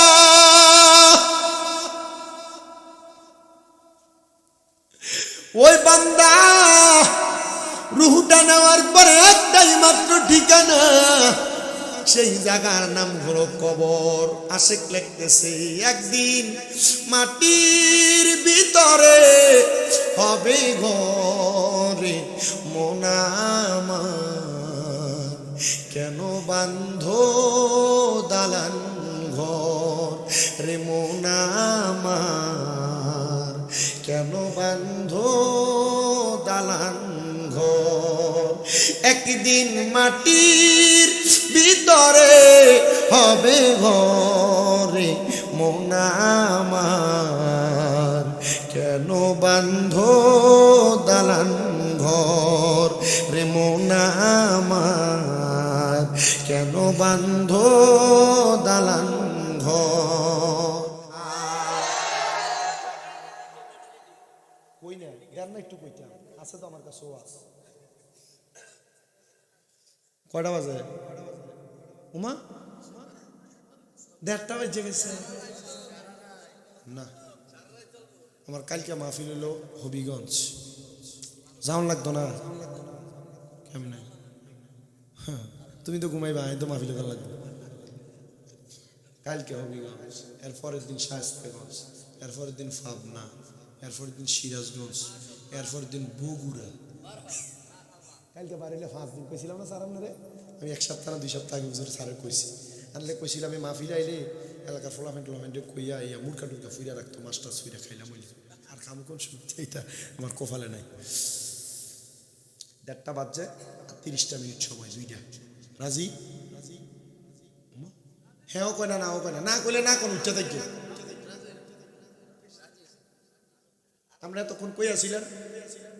এই 4 ভাগের 1 ভাগ মানুষ আসিলেন না। মাশাল তবে তোমার কইছে মাথাটা তাবারু রাতে 2টার দিকে মানুষ তাবারু গুলে বই থাকে, এক ফোকলা বিরিয়ানি ঘরে ধরে আনতে খাওয়া যা। এটা কয় এটা হাজীগঞ্জের মানুষ না, এইটা মাথা আমলিক নাম করে। আমরা রাগ করছি নি কোনো? শেখ হাসিনা গেছে, এলাকার তৃণমূলের আমলিক নেতা কি গেছে, সবই আছে। মাহফিলে বইয়া রয়েছিল, আমি জানি কিচ্ছু হইতো না। ওয়াজ শোনেন, হেদায়ত মনে কষ্ট নি স্যার, জানি সব আছে। কিতা করে মাহফিলের ভিতরে আমলিক, বিএনপি, জামাত, জাসদ, বাসদ, মোমবাতি, সে আর একতারা সবই আছে। মার হাবা সবই মিল্লা দিল্লা থাও, চুরি না করলে ওটা ভালো। কইছি তো চুরির কথা, তারা একটু বেশি করে কইতে মানে তলেরটা যে মার হাবা কর খুললে গিয়া ওয়াজ আরো চলবো। জোরে কর মার হাবা। মহিলা ডাক দিয়া কই খুঁজ ও না নেশাখোর এরার লাগে কি কলডি নেশাখা, এমন নেশাখোর আছে না নাই? মার কানের স্বর্ণের জিনিস, ঘরের থেকে মোবাইল সব যা থাকে সব চুরি করে নেয়, আসেনি? প্রাইমারি স্কুলে কল বলে লই দেখিছে। ও গত পরশুদিন মসজিদ, থানো মসজিদ, এই মসজিদের এসির যে বাহিরের যে ইয়াডি হয়ে গেছে। আর মসজিদও সারে না। আমার এক জেডা মসজিদের হদ্দার, এলাকার সর্দার আর কি। তো আমরা মসজিদের দান বাক্সা ছিল বাইরে স্টিলের আর কি, এটা তালা 2-3 বার এটা তালা ভাঙ্গে টিয়া হয়ে গেছিল। আমি একদিন সদরের সময় যাওয়ানোর সময় এই তালা ভাঙ্গে, তালাটা তো ভাঙ্গা যায়, আমি কি তো ওনা করেন কা ওই কইস না কি বাবা বলে খা, এ খাইয়া মসজিদের তালাটা ভাঙ্গে সব চুরি করে নিয়ে গেছে। আসেনি এমন বাবা খুর? আমার ওয়াজের আজকে তাইল কিন্তু ডাইনে বামে যাইতেছে, কিন্তু মূল জায়গাতে আসেনি, ডাইনে বামে যাইতেছি, কারণ এই ডিরেক্ট ফোর্স করে দেওয়ার দরকার আছে।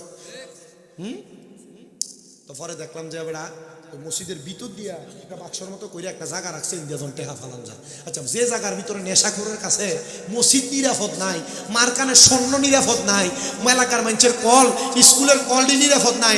আচ্ছা কোন তো এমন নেশাখোরটি যদি এলাকায় নেতা হয়, এলাকাটা কি নিরাপদ থাকবো? তারা বৌশল হয়ে ভাগবো বেটায়।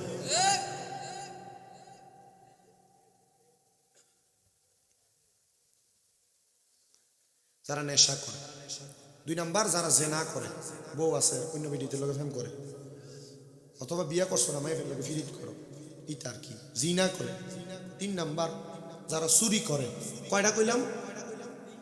জোরে কর, কয়টা কইলাম? যারা নেশা করে, যারা জেনা করে, যারা চুরি করে নবী আমার কয় এই তিন সময় তিন ব্যক্তির ঈমান থাকে না। নেশাখোর যখন নেশা করে তার ঈমান থাকে না, জিনাখোর যখন জিনা করে তার ঈমান থাকে না, আর চোর যখন চুরি করে তখন তার ঈমান থাকে না। যতক্ষণ না কালেমা পড়ে ততক্ষণ পর্যন্ত তাদের ঈমান ফিরে আসে না। এবার চিন্তা করো, যারা নেশা করো, যারা চুরি করো, মানে ওজনে কম দেওয়ানো চুরি, এমন চুরি যারা করো, জিনা যারা করো, মোবাইলে ফ্রিতে সম্পর্ক যারা লাগাইছ, ওটার কসম তোমার ঈমান নাই। আমার কথা না, নবীর কথা। মানবেন কি মানবেন এটা আপনার বিষয়। কালেমা পড়েন, এখনো সুযোগ আছে, তওবা করেন, ঈমান আনয়ন করেন। দরকার আছে কি না? মহিলা বলে, হুজুর আমার ঘরে যত মালামাল ছিল সব চুরি করে নিয়ে গেছে। সর্বশেষ আমার স্বামীর মোহরানা, এই মোহরানার আমাদের মুসল্লাটাও নিয়ে গেছে হুজুর চুরি করে। হুজুর আপনি কি আমাকে মোহরানার আমার স্বামীর শেষ স্মৃতিটা দিবেন? হুজুরকে হারি কবরে হাউমাউ করে যে কবরবাসী কান্দে, উনি কি আপনার স্বামী যে সন্তানের কারণে কবরের আযাবের শিকার হয়, আপনি অপকর্ম করবেন আর আপনার বাপ মা কবরে আযাবে জ্বলবে, উনি কি সেই স্বামী? বলে হ্যাঁ। দেন হুজুর। মহিলাকে, হুজুর আপনি তো আল্লাহওয়ালা মানুষ, আপনি চাইলে আমার সন্তানটারে ভালো বানাইতে পারেন। আপনারা কোন তো আল্লাহর ওলিরা সোহবতে থাকলে ভালো হয়নি? সোহবতে সালে তোরা সালে কোনা, ভালো মানুষের সোহবতে থাকলে ভালো হইবে। শাহপুর দরবার শরীফের যিনি বর্তমান পীর সাহেব হুজুর সৈয়দ গোলাম মোহাম্মদ আব্দুল কাদের কাউকাব আল কাদেরী, আপনার শাহপুর দরবার যারা যান অথবা কুমিল্লা শহরে যারা যান, আপনারা অনেকে হয়তো দেখছেন শাহপুর দরবারে মুরিদ হয়েছে, খোলা আগে নাচতো, দাড়িতে যে শেভ করতো 2-3 এক দিত, চুল যে কাটতো এন দিয়া হেন দিয়ে স্টাইল করতো। আলহামদুলিল্লাহ এই ফোলা শাহপুর দরবারে বর্তমান হুজুর কেবলার বায়াত হইয়া মাসে হুজুর কেবলা যেমন 24 দিন রোজা রাখে, এ ফোলাও 24 দিন রোজা রাখে। অটো চালায় পাঞ্জাবি গায়ে দিয়া, রিক্সা চালায় মাথায় ফাগরি ফিরা। আপনারা বলেন আল্লাহর ওলির সোহবতে থাকে এমন পরিবর্তন হইলে আমরা সবাই এমন আল্লাহর ওলির সোহবতে যাওয়ার দরকার আছে কিনা? শাহপুর দরবার শরীফের যে বর্তমান পীর সাহেব হুজুর সৈয়দ গোলাম মোহাম্মদ আব্দুল কাদের কাউকাব হুজুর কেবলা, ওনার সোহবতে বহুত যুবক সমাজ পরিবর্তন হয়েছে। আপনারা কি চান না এলাকা পরিবর্তন হোক? এলাকাতে একটা জিকরুল্লাহ যুব কমিটি খুলে নেবেন, দরকার আছে কিনা? শাহপুরে পিসা হুজুর কেবলা ঈদে মিলাদুন নবী সাল্লাল্লাহু আলাইহি সাল্লামের পাশাপাশি নুরুন নবী সাল্লাল্লাহু আলাইহি সাল্লামের শুভাগমন মানে ঈদে মাজিউন নবী, এটারও একটা খেদমত করতেছেন আলহামদুলিল্লাহ। পরে অনেকে কয় বাতিল ফেরকারে ঈদে মিলাদুন নবী মানান জানা, মাজিউন নবী মানাইবো কেমনে? এটা আবার কোন কেন? না না, ঈদে মিলাদুন নবী মানে হলো নবীর জন্মের খুশি, আর ঈদে মাজিউন নবী মানে হলো নবীর শুভাগমনের খুশি। নবীর জন্মের মাধ্যমে নবীর সবচেয়ে বড় শুভাগমন হয়েছে। আমরা মিলাদুন নবী যেমন মানি, ঈদে মাজিউন নবী তেমন মানি, কারণ নূর নবীর শান, নূর নবীর আরও যদি কোনো শান থাকে আমরা সব মানতে রাজি আছি। করেন ইনশাআল্লাহ। অনেকে দেখবেন এলাকায় এগুলো নিয়ে ফিতনা করে, মিলাদুন নবী তো ভালো ছিল, আবার এটা করতে কেন লাগাইলো না? নুরুন নবীর শান বাতিলরা মানে না, ওহাবিরা মানে না, ওহাবি তো মিলাদুন নবী মানে না। মিলাদুন নবী মানলে মাজিউন নবী মানবো, কারণ মিলাদুন নবী যার মাজিউন নবী তার, মাজিউন নবী যার মিলাদুন নবীও তার। মারহাবা কর।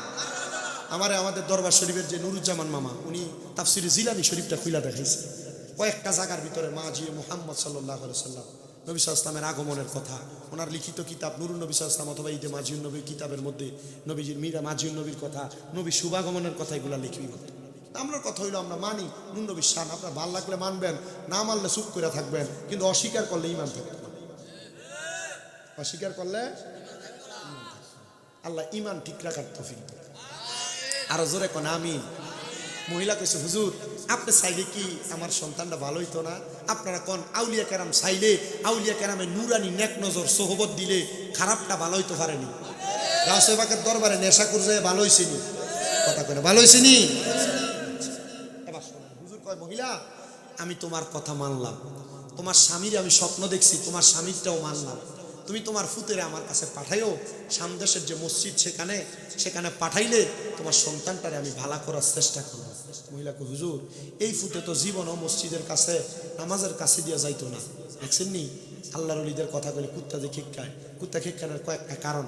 কুকুর তখন কেউ করে আর আওয়াজ দেয় যখন দেখে শয়তান দৌড়াদৌড়ি করে। এই যে আউলিয়া কেরামের কথা আর মিলাদুন নবীর কথা বলি, শয়তান নিজে দমিরা বাঁধতেছে, কুত্তাটা দেখতেছে, মারহাবা কয় না? এই যে ফজরের সময় মাগরিবের সময় কুকুর ডাকে কেন? শয়তান যে দৌড়াদৌড়ি করে আজান দিলে কুকুর ডাকে, আমরা দেখি না, আমাদের সে চক্ষু নাই। আপনি বেশি অন্য কোনো কিতাব হায়াতুল হাইওয়ান কিতাব করে দেখবেন, অনেক মোটা, এই হায়াতুল হাইওয়ানের মধ্যে লিখতেছে কুকুর কেন ডাকাডাকি করে। শুনেন, মহিলা কই হুজুর আমার সন্তান তো ইবাদতি করে না, কেমনে পাঠাইতাম? যখন আপনার সন্তান নেশা করার জন্য টাকা খোঁজে, এটা বুঝেন কিনা? নেশা করে যখন নেশা করার বেড়ার উঠতে থাকা, হ্যাঁ এমন ভাবে আচরণ করে মনে হয় তার এক্ষুনি টেহা লাগবো, কয়জনে রক্ত বেচ্ছা লাগবে, আছে না? হুজুর কেছে হুজুর আমি বুঝি কখন তার নেশার টাকা লাগে, যখনই লাগে সে আইসা আমার ঘরে মাল সামান টোকায়, কোনটা নিয়ে বেচ্ছা লাগবে। ডাক দিয়া কয় মা আপনার সন্তানকে নেশার টাকা দেওয়া হবে, এ কথা বইলে আপনি আমার কাছে পাঠাইবেন আগামীকালকে। মারাজি হয়ে গেলেন, হুজুর আপনার কাছে আমার সন্তানটাকে সফর্দ করলাম, আপনি আমার সন্তানটারে তরিকতের জ্ঞান, শরীয়তের জ্ঞান, হাকিকতের জ্ঞান, মারেফতের জ্ঞান দিয়া দিয়েন।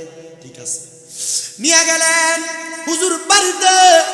পরের দিন ফজরের নামাজের পরবর্তী সময়ে ওই ছেলেটা নেশা করার টাকার জন্য বড় হাই হুতাশ করতেছে। মা ডাক দিয়া কয় সন্তান তুমি বুঝি নেশা করার জন্য টাকা চাও? বলে হ্যাঁ। ও মা আপনি কেন বুঝলেন? বলে হ্যাঁ বাবা আমি বুঝতে পারছি, তবে বাবা আমি তোমারে নেশা করার জন্য টাকা দিতে পারবো না, তবে তোমারে আমি একটা টাকা যেখানে পাইবা সে সন্ধান দিতে পারবো। মা কোন জায়গায়? বলে গতকালকে যার কাছে নামাজের মুসল্লাটা বেচছিলা তুমি কম টাকা আনছো, ওনার কাছে যাইয়া আবার টাকা চাও, উনি তোমার টাকা দিব। সন্তান মা দো, যেহেতু আমি সন্তান ফাগলামি করি, সন্তান যত ফাগলামি করুক মার কাছে এটা ফুট, কথা কন না?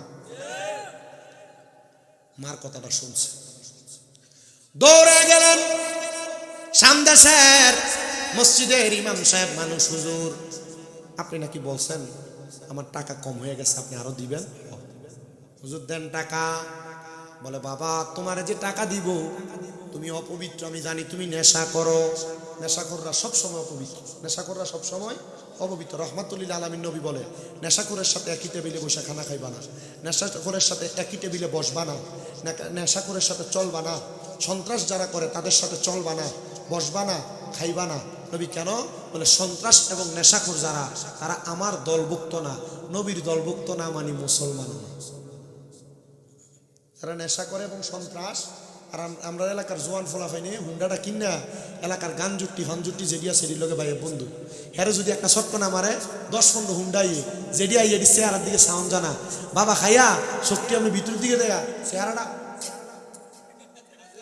এর পক্ষে 10টা কথা কইতো এই হুন্ডা লইয়া সব দিন নেশা কর আসেনি এমন তারা মারলে 10-15টা হুন্ডা লইয়া জেডিয়া ইয়ে অন্য এলাকার, এই তুই কই তেলি তার লোক আমরা কাজ যা, তুই আইস করতে তোর এলাকা কর, এই তো আমরা বন্ধু, এটার নাম দিছে কিশোর গ্যাং।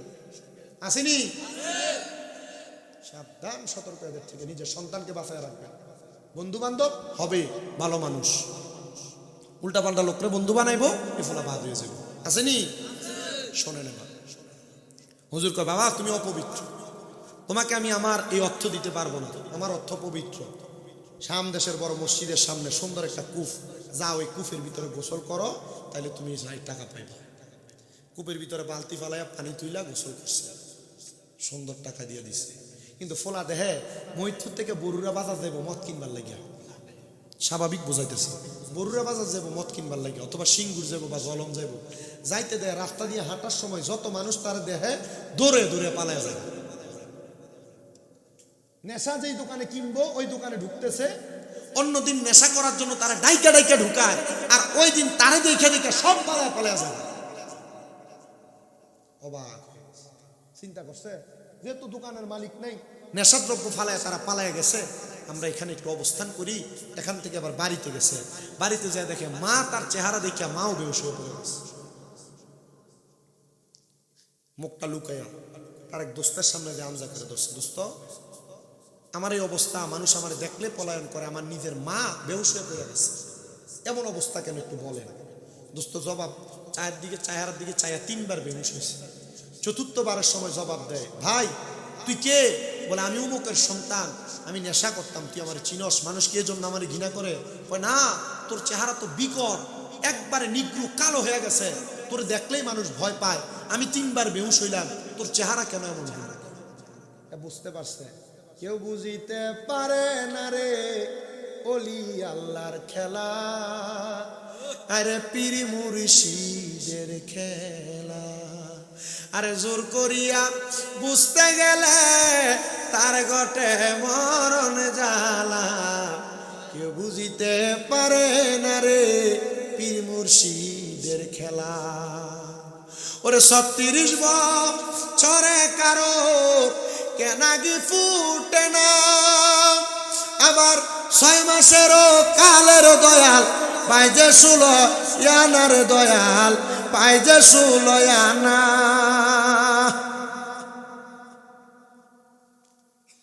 দয়াল জোর করিয়া বুঝতে গেলে তার ঘটে মরণ জ্বালা, কেউ বুঝিতে পারে না রে ওলি আল্লাহর খেলা, আরে পীর মুর্শিদের খেলা। জবান বন্ধ নাই, জোরে জোরে কোন আল্লাহু আকবার। এখন বুঝছি এটা সামদেশের মসজিদের ইমাম সাহেবের ওই কাম, যেটা আমার মা ইমাম সাহেবের খবর দিছে। আমার মা হয়তো ইমাম সাহেব এমন কিছু কইছে, ইমাম সাহেব আমার টেহা দিছে, কিন্তু আমার চেহারা কালো হয়ে গেছে। হুজুর কেউ আমার জায়গা দেন, আপনি আমার জায়গা দেন। হুজুর কই ঠিক আছে, আমার কাছে তো জায়গা। যারা সুন্নি মুসলমান তাদের জায়গা অসহায় হওয়ার পরে কোনো জায়গায় না থাকলে আল্লাহর ওলির দরবারে আছে। আল্লাহর ওলির দরবারে 5 ওয়াক্ত না ভাগ, 1 ওয়াক্ত হইলে একটু সিন্নি আর খিচুড়ি মিলবো, আর এটা খাইও ইমানদার মৌলবি বাঁচবো। কথা কন না? যারা আজীবন উরুস মুবারকের মাহফিলের তবুর উঠে ঘু বেদাত বেদাত কুয়া ফতুয়া দিছে, এরারও দেখা যায় মাঝে মাঝে উরুস আর মাহফিলের বিরিয়ানি খাবার লাগিয়া মাথার উপর দিয়ে ঘুমটাটা লাগাইয়া কেমনে মুখটা ঘোরা দিয়ে বয়ে থাকে, তবর করে হোটলাটা দিলে আমরা মুখটা দিয়ে আমরা ধরে ধরে লয়। আসেনি এমন সুটটা? আব্বাজি তুমি শুননা, তুমি বালা আয়ো বুঝো, আউলিয়া কেরামের পথ বড় শান্তির পথ। এখানে তাবারুকু আছে, ইবাদত আছে, ইহানত নাই, মুহাব্বত আছে। আপনারা বলেন আল্লাহর ওলিদের মুহাব্বত নিয়া, আল্লাহর ওলির সুহবত নিয়া খারাপ মানুষও ভালো হইতে পারে কি পারে না? হুজুর রাইখা দেন। মা মাঝে মাঝে আসে, ফোলাও মারে দেখে, মাও ফোলারে দেখে, কিন্তু ফোলা মারবার যায় না। মা স্বীকার করেন এটা আমার ফুট, কারণ কালা। কারণ কি? আমার ফুট সুন্দর। মা মনে করছে যে সন্তান নাই। আল্লাহর ওলি কইছে, মা আপনার সন্তান আমার কাছে 3 বছর একটা না। মা কই, হুজুর আপনার কাছে থাকলে কি আমার পুত্র আলেম হইব? হইব। আলহামদুলিল্লাহ। আমি কইছি আমার মাদ্রাসার, আপনার মনে একটু আগে কইছি কিনা আমার মনেও নাই, আমার মাদ্রাসার 5টা ছেলে এক লগে হাফিজ হয়েছে। আজকে একটা ভিডিও দেখছি ফেসবুকে, হয়তো আপনারা দেখছেন। একটা ছেলে মাত্র 8 মাসে হাফেজ সাহেব হয়েছে, মাত্র 8 মাসে। কুমিল্লা চকবাজার নূরপুর আমার মাদ্রাসাটা, কখনো গেলে একটু যে চাইয়ে গেল। এই বছর রমজানের আগে আরো 8 জন ছেলে হাফেজ হইবে। যেটি মনে করেন এর আগে 5টা 6টা মাদ্রাসা ফলাইছি, মানে আমার কাছে ইয়া হাফেজ হয়েছে।